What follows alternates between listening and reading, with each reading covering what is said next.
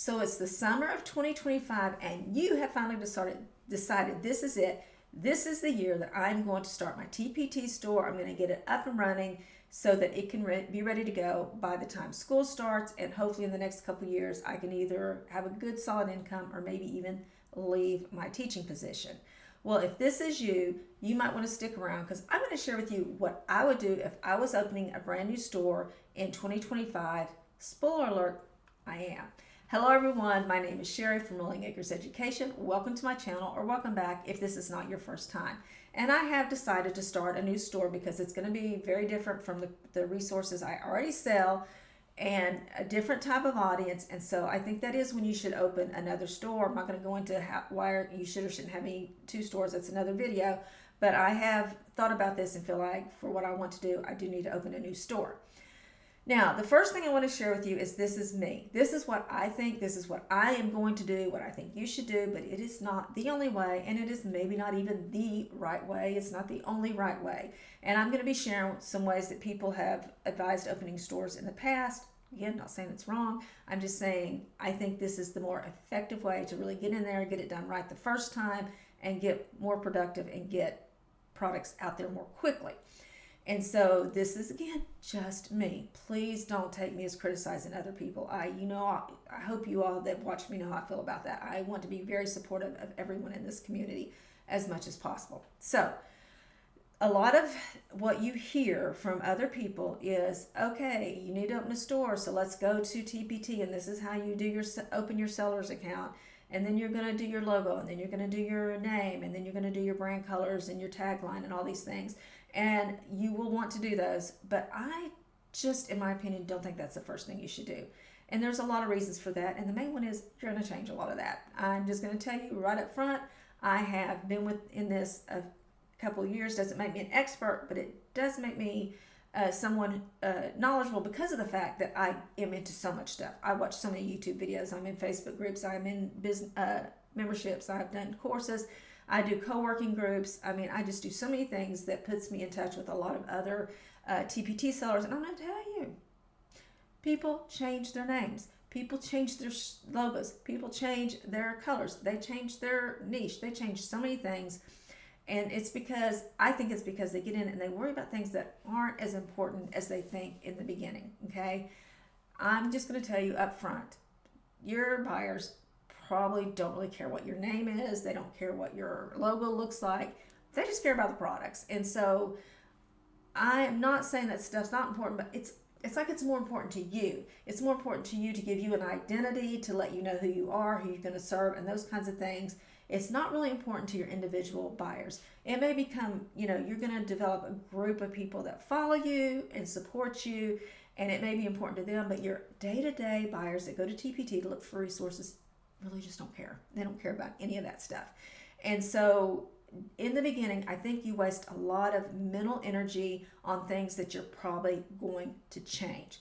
So, all right, Sherry, then what do you recommend that we do first? The first thing I recommend that you do is discover what problem do teachers have that I can solve with a quality resource at a fair price. I've said this over and over again. I break TPT down into 3 steps. Number 1, solve problems that teachers have. Number 2, do it with a quality resource at a fair price. And number 3, be found. That's it. That's the success to TPT. And it's simple, but it's not easy. And so that first thing is that you have to solve problems teachers have. Teachers come to TPT because they have a problem and you want to be that solution. So forget your name, forget all that other stuff, because when you get this nailed down, that other stuff starts to become a little easier. So I am not going to go into how to do these steps so much as this is just the steps I would do. I'll try to make videos later. I do have videos about a lot of this, but this is just to kind of give you an idea of what I would do and why I would do it. So I would begin by figuring out what problem teachers have that I can solve. Okay, that would be number 1, and get it very narrowed down. You're not going to say, I am going to make first grade math resources. I'm going to make ESL resources. I'm going to make middle school math resources. No, I'm talking about a problem. I just give you mine. I help teachers with stress-free subplans, with plans that if they have, teachers have emergency days that they have to have a sub, and they need to have a sub plan that they can go to, no prep, print and go. It's going to keep the kids, and I go into detail, okay?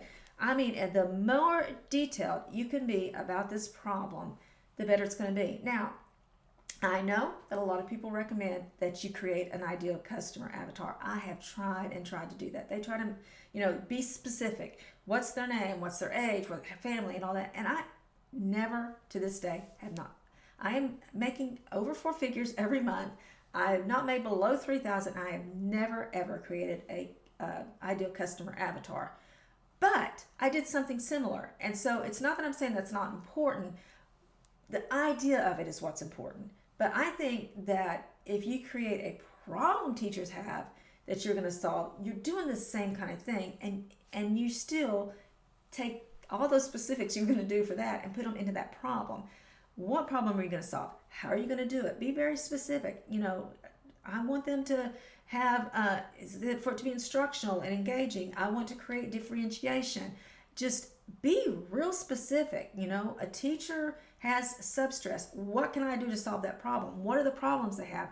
Just really sit down and think about it and really outline what that problem is and how you're going to solve it, okay? To me, that's step number 1, and you should not do anything else. Nothing else until you figure that out. My opinion, am I right? I don't know, but it's what I'm doing for my new store and what I think you should do. So I will tell you this, my new store is going to be targeting TPT sellers and other teacherpreneurs. And I sat down and I really thought, if I'm going to do this store, I want to make sure it's going to be helpful, that I'm going to solve a problem that I don't see being solved out there. And so I sat down and went to great detail, not so much about who's going to be buying my products, but what it is that they need. What are their needs? What are the problems they're having with trying to get their store started? And how can I help them? And I sat down and went to great detail about what kind of products I wanted to make, what are the problems I saw, how am I going to solve these problems? And I'm telling you, that is a great business plan. Why we think that we want to go out there and make a name and all this other stuff, and we don't even really know for sure what we're going to do. We think we do because I'm going to serve TPT sellers. I'm going to serve first grade math teachers. Now, that's not solving a problem, okay? That's not being specific. That's not really knowing what you're going to do. Take some time to really think of, and you may want to do a couple, okay? But don't just say, I'm going to serve third grade math teachers and I'm going to call myself third grade math mama or whatever. And I'm going to have a mama with a bunch of math. I'm just coming up with something off the top of my head. And these are my colors are going to be this, this, and this. And then you sit down to try to figure it out and you realize that, here's a direction I could go. That name doesn't really fit.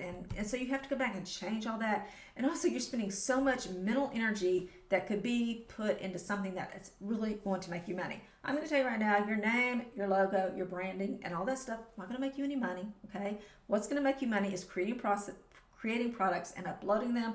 And I think that once you get those products rolling and knowing what you're going to do, that coming up with the name and coming up with, because it's hard to come up with a name because you think you've come up with the most creative name in the world and then you find out somebody else already has it. So as you are making these resources, you're going to come up with names, jot them down. Here's a possible name, here's a possible name. And so you're not just sitting there spending time trying to think, what's a name, what's a name, what's a name. You're just letting it flow. And when those name choices come out, have some place to record them. Have some place that, this logo, have some ideas for logos as you are doing these other things, okay? So number 1 is solve a problem teachers have. What is that problem going to be? Or your customer. What problem does your customer have? And what can you do to solve it? Okay. Number 2, I think you should sit down and brainstorm ideas for products, because you want to keep these going. Once you get your store started, you don't want to have to make a product and then sit and think, what should I do next? What should I do next? What should I do next? When should I bundle these products? Okay. If you're looking at this real business, let's do what real business owners do. And this is what they do. They don't just sit down and play it by, ears. They go through. They come out with a business plan. They know what they're doing. And that's what I want you to do. I want you to think, what problem am I going to solve? And if you're already into it, stop and do this and move on from there, okay? So I would sit down and brainstorm 50 product ideas. Now, it doesn't all have to do individual because you can do bundles and stuff like that. But let's talk about why 50, okay? First of all, it doesn't have to be 50, but just enough to get rolling that you are like, you know what, I'm going to be able to think. If you're like, I can think of 50 products, that's no problem. But sit down and brainstorm those. It may take a few days. It may take you time to get going. But don't forget that you can include bundling. Like, oh, I'm going to do these 4 products and a freebie and put them together. And that's 6 products, not 4. Well, of course, the freebie would be 5. And then you're like, oh, and then I'm going to make 4 of those. And I'm going to bundle those all together for the year. And so the 50 products can include bundling and free products and things like that. So sit down and try to brainstorm 50 because there's this general acceptance of the fact that somewhere around 50 products is where the algorithm starts to kick in, where you start making money. That was true for me, okay? I was, the month that I hit 50, my 50th product uploaded was also the month that I was this close to making $500. It was like $495.15 or something like that. It was less than $5 away. I think it was $3.85 away from making $500. And so, yeah, that seemed to be, and it was almost double what I'd made before, maybe not. But anyway, the point is, that was the month that it started to kick in and I started really to make money. And other than June and July, I never made another $500 again. So that is why I say 50. And if you can't come up with 50, you get 30, 40, you know whether or not that you're going to be able to come up with 50 ideas. And then kind of group them. Again, this can change. I'm not saying that you have to stick to this 100%, but like, okay, I'm going to do these product lines. They're going to have these products in them. And again, I'm not saying it has to be perfect, but you need a place to start. And you're like, okay, I got a solid business plan here. I know what I'm doing. I know who I'm helping. I know what I'm going to do to help them. And here's the products I'm going to use to help them. And then I would create a product line. However you want to do. I would do my freebie because you have to upload a freebie. And I believe in freebies. I believe freebies are free advertisement and they can get you traction on your paid products. But that's another one also. But I would create my paid product and then my free product, my paid product, bundle them, and then I would be ready to open my store. So then I would look at all these things that I thought of. Okay, here's my names, and you can use AI. You're like, okay, now you have some good information to take to AI and say, this is who I am, this is who I serve, and just put everything in there and tell them, can you come up with some names? Can you come up with some ideas for logos? And then you already have all this information. You're more sure about what you're going to do, and you have a better chance of not having to change all that after you get started. Because, some people have to change it before they even start uploading products. So that is where I would do. I would think about that. Then, because you're going to need your logo and your colors and your name and all that just to create your covers and stuff. Then I would go through and let me back up just a tiny bit. When I'm doing my products, I would batch. Like I would go through and I would create, for me, I do informational text and vocabulary, crosswords, and I would go through and do I do the hard stuff first. I go through and do all the informational text. You may be the opposite. You may be thinking, well, I need to do the easy stuff first to get rolling, whatever. But I personally believe in batching and not creating one at a time, but that's up to you. Anyway, so then I've got my first product line ready to go. I've done some research, whatever, and now I feel good about a name. I feel good about a logo. And then I'm going to go upload that very first product line, take maybe a day break at the most, and go and start turning out that next one, and then that next one. And you want to make sure that when you upload those products, that you just keep going and going and going and going. I wouldn't worry so much about all that different stuff in your storefront, maybe like 1 hour a week to say, okay, I'm gonna work on my storefront 1 hour a week or whatever.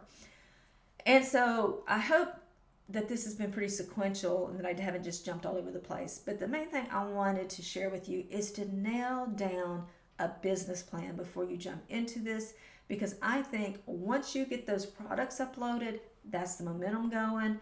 And then find ways to be found. Again, this video is just behind the start. It's not the specifics because there's a lot of things you can do to be found. And I'm going to share more with you about the exact way I did my store and who it's for and all that. But I just want to advise you to nail down a plan, to not just go, okay, I'm going to start a store. Let me go open this. Let me think of a name. No, nail down who you are and what you're going to do. If you're serious about this, this is a business. Make it a business, okay? Go in and know from the beginning who you are, what you're going to do, how you're going to solve a problem, and then worry about all that stuff that doesn't make money. And this is just my opinion. If you disagree 100%, that's no problem. You do it your way. 100%. This is your business. You do it your way. I'm just sharing how I plan to do it. And so get started on that store and remember that you've got this, God's got you, and I'll see you in the next video. Bye-bye.